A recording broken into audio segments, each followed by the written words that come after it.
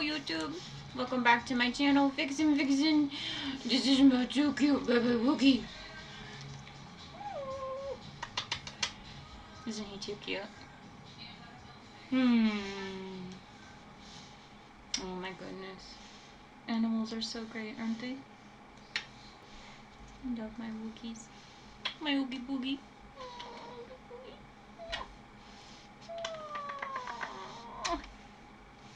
Okay, enough loving on my puppy.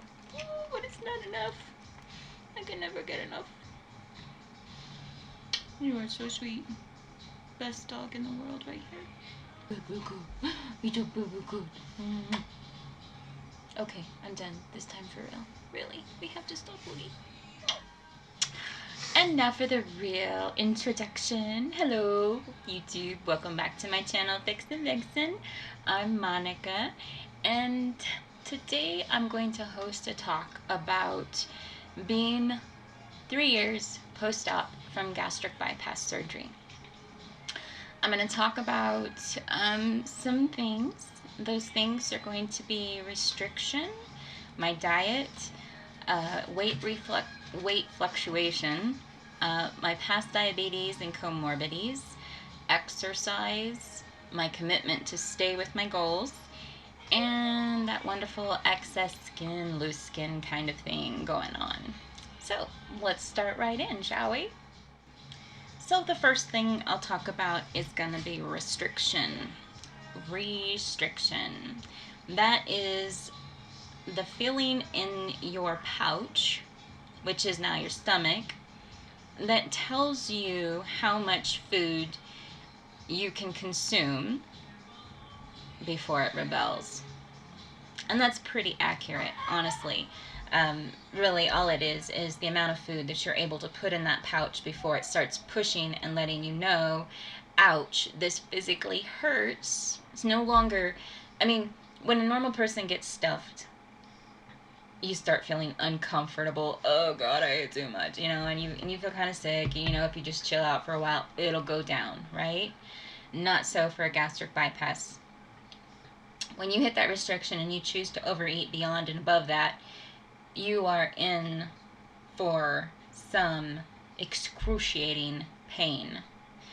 It's not a little signal that your stomach sends your brain and says, oh, hello, you're full. No. It is like, oh my God, this hurts so bad. So 3 years post-op, for me, I still pay very much attention to my restriction.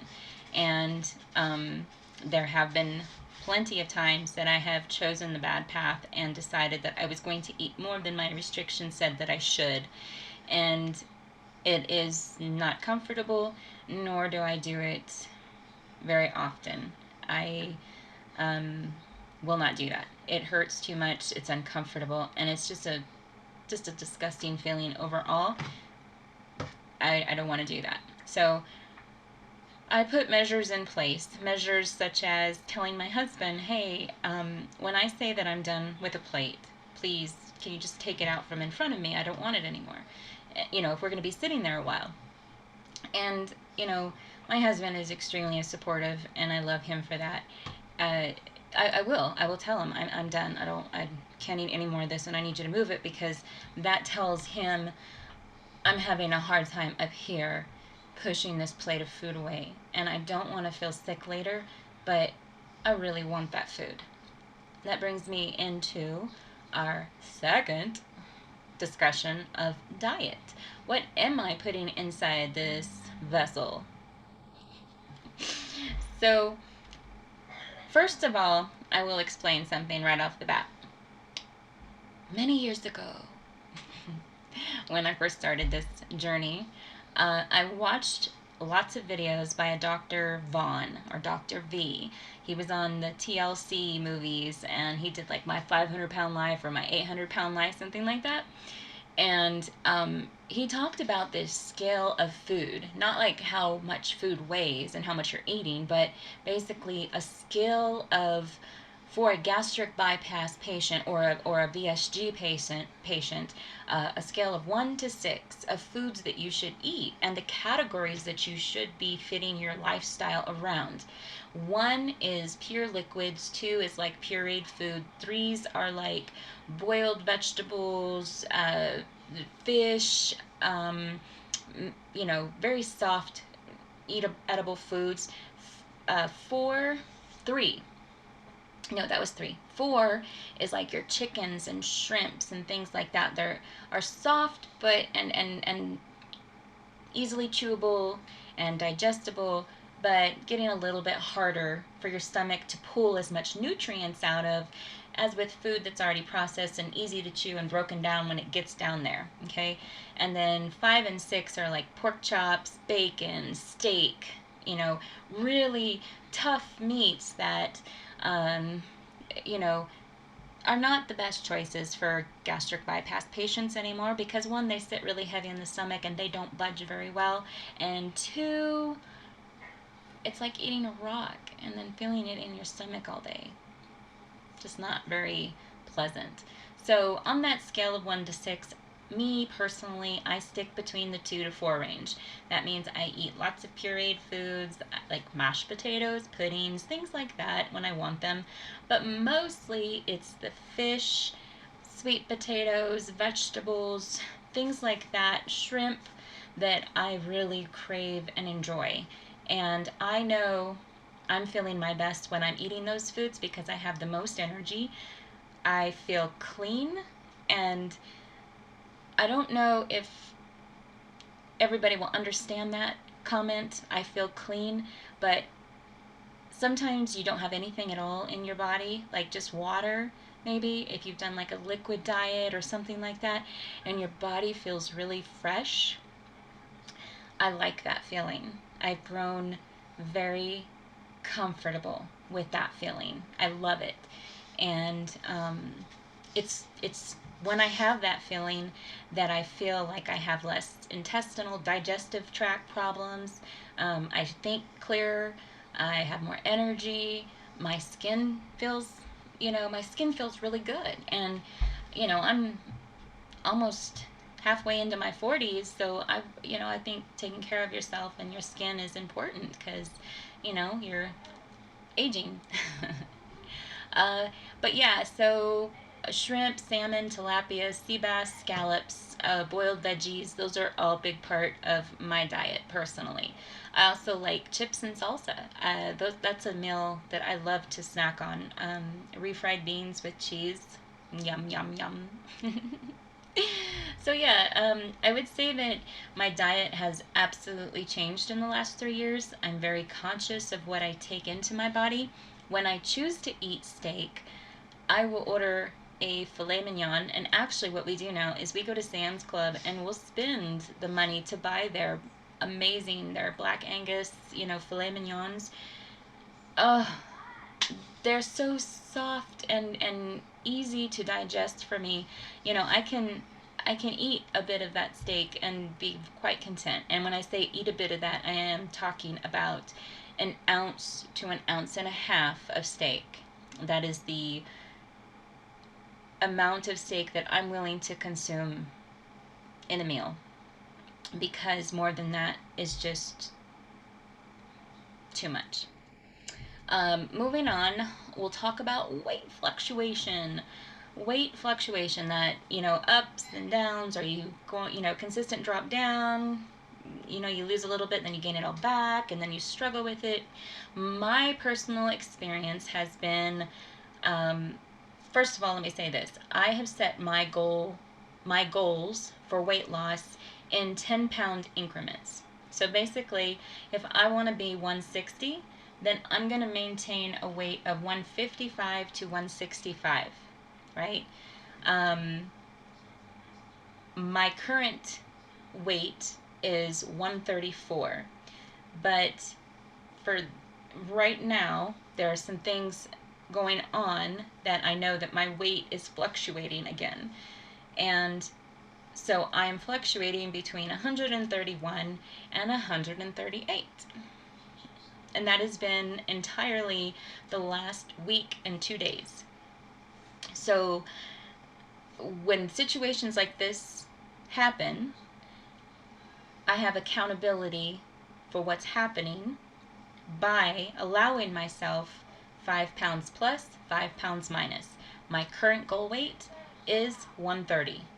That's my current goal weight that I'm working towards hitting. But right now, I'm not there yet. My body wants to play around in this 131 to 137 area, okay? So I'm still working to do that. And my primary focus in weight loss from my surgery has not so much been the exercise, and I will talk about that, but it has been attention to detail in my food consumption. Okay? I was an emotional eater prior to having this bypass surgery. I feel sad, I want to eat. I feel happy, I'm going to eat. I feel lost, I'm going to eat. I feel I'm missing something, I want to eat. You get the picture. I want to eat, period. Okay? So I have had to fix this along with this to fix my weight. And that has not been easy because training this when this is no longer working would be extremely difficult for me. So my 3 years have been focused on training this to coincide with this. I treat this tool, I'm pointing to my gastric bypass surgery. My gastric bypass surgery is the tool that I'm using to train my mind to allow myself enjoyment of food without hating myself for eating it, without developing a need to eat it for any little situation. I have to build a healthier relationship with food. And so that has been my goal. That has always been something that I keep in the back of my mind, is promote healthy. And going back to that Dr. Vaughn that I was telling you about, he was like, this is your temple, this is your vessel. And you have just pretty much, by getting a gastric bypass, you've had to alter yourself to help yourself, okay? So be gentle, be good to the vessel that you have, right? I mean, we've had to go through this surgery and we've had to butcher what is natural because something up here, or maybe a condition, a medical condition, has got us to the point where we've blown up in our weight and we need help, okay? And that is okay to reach out that hand and ask for help. So we did that, and now we have this vessel that we want to treat good, because this is like chance number 2, right? So you want to fill it with things that are good. If you're going to buy a steak, buy the filet mignon, because you're only going to get 2 or 3 bites of that down. Don't force yourself to eat all of it, but learn to appreciate what you want to eat and how it's going to help your body. And you have to find that balance for the two. If you don't, this tool doesn't do any good for you, because you will abuse it and it will turn the page and you will find yourself back up in the 200, 300 pound range because you didn't try to fix this or the relationship you have with food. So in my situation, this is what I have come to terms with, and this is how I view it in my head, and this is how I allow myself the logic behind things and the ability to love myself through them. That's very important. And so, yeah, when it comes to the weight fluctuation, I give myself those 10 pounds of forgiveness. I can gain 5, I can lose 5. I'll still love myself through that. If I start gaining over that, it is because then I'm not trying to stay consistent with my goals of how I should have my relationship with food, right? I'm eating too much, that's why I'm gaining weight. Or I'm not having enough activity, so I need to increase my level of activity. Okay? There's a fine line in between that, increasing your activity so that you want to eat more, because you can't always do that. And there's, that fine line of, you know, eating and eating and eating more and more and more, but not doing the activity to offset what you're eating. Okay, so it's a two-way street. They play together and they have to play nice. And in my head, that's my goal, is to get those two points of contention to work together so that my tool stays in place and I make this thing work better than it did before. My diabetes and comorbidities that I had pre-surgery, I no longer have to deal with in a way that they create dissension and comorbidities within my body. My diabetes has been controlled. I'm not even considered diabetic any longer. It's still listed on my thing because it is something that you have to carry in life with you. However, I take metformin. That's it for my diabetes. I continue to take my high blood pressure medication so that I, don't have problems with it. And then I also continue to take my thyroid medication because I have a thyroid disease. Outside of these medications that I take for these conditions that I have, I don't really struggle with any other conditions that are from excess weight. My thyroid did throw me a dizzy the other day. I had reached 131 pounds, and I was feeling nauseous. I was feeling sick. I was like, oh my God, did I do something? Did I eat something? I was vomiting. I could not stop being nauseous and throwing up. And this went on for about 8 days. And at the same time, I had just started seeing my doctor. I had gone in for my consultation, my first consultation for skin removal. And so I had my blood work done. Thank God that I had that done, because my thyroid was crashing. Like, it was, yeah. And so my doctor adjusted my medication, and now that's going much better. So I don't have that to worry about. My high blood pressure, I do still take medication for it, but it's a very low dose, and it's really just a maintenance kind of thing. Exercise. I was going to go back into talking about exercising. In my 3 years post-op surgery, I have not had like a strict exercise regimen that I followed. Actually didn't work out on a consistent basis at all. Not to say that I didn't exercise in my home, or that I didn't do yoga here and there, or I didn't do some Pilates or some, cardio or strength training here and there, spattering the 3 years, or walking, going outside, enjoying activities with my kids and my animals. I really find that the amount of exercise that I did was just so much more activity in what I could do following my surgery, that I didn't want to squander it, like, oh my gosh. It was like a whole new world. I know, Aladdin.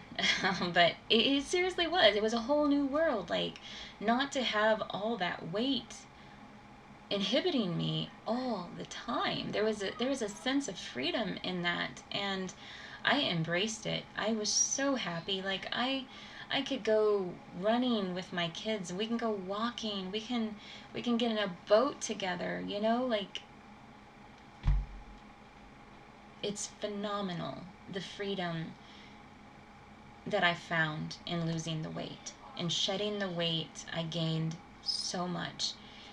And so I never felt like I was doing a disservice to myself by not exercising, because as I became able to do more, my natural energy kind of took over, and like, I'm very active. Like, I love to go walking. I love to go hiking. I love to take my dogs for walks. I like to take the kids to the parks. I like to take them swimming. I like to take them skating.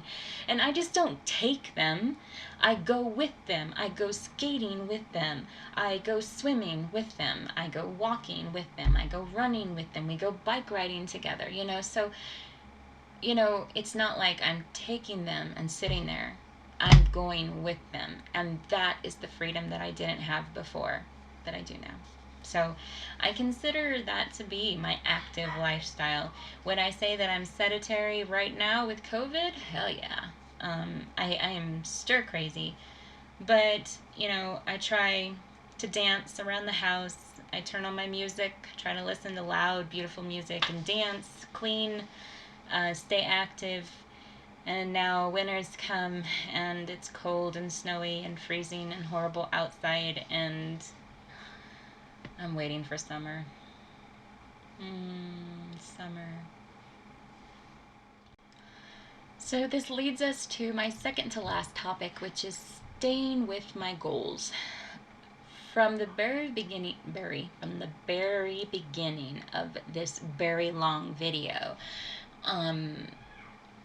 I have set goals for myself in little bits, little goals.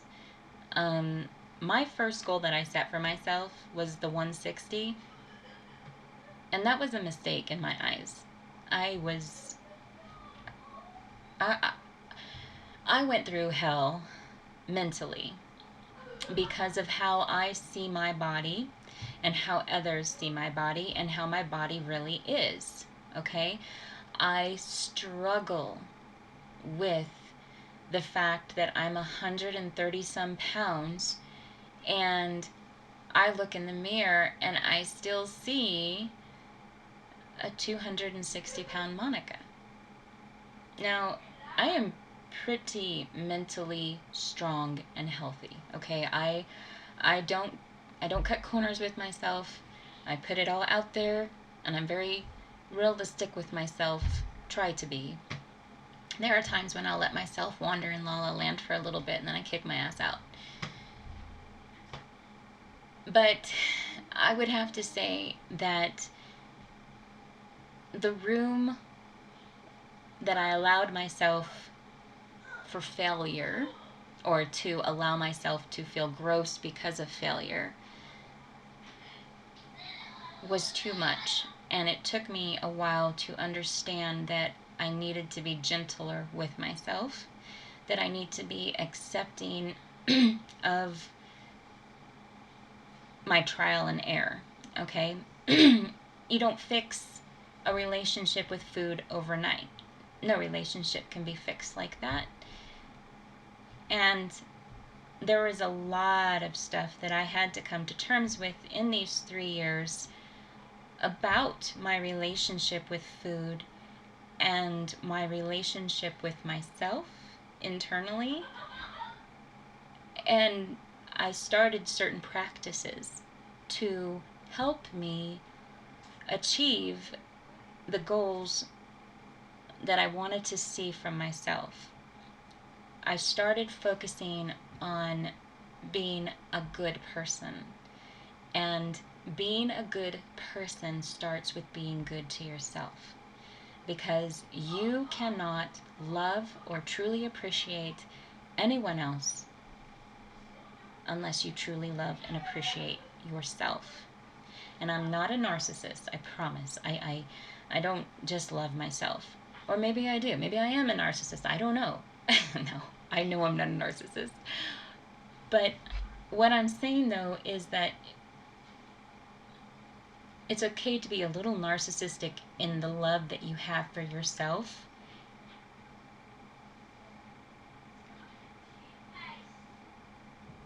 Because that allows you the freedom to love other people just as much. I don't know if that makes sense to you, or if I'm explaining that in the right way, but I have to allow myself that grace under pressure, so to speak, so that I can nurture the newfound love and agreements and, you know, allowances that I'm making with myself.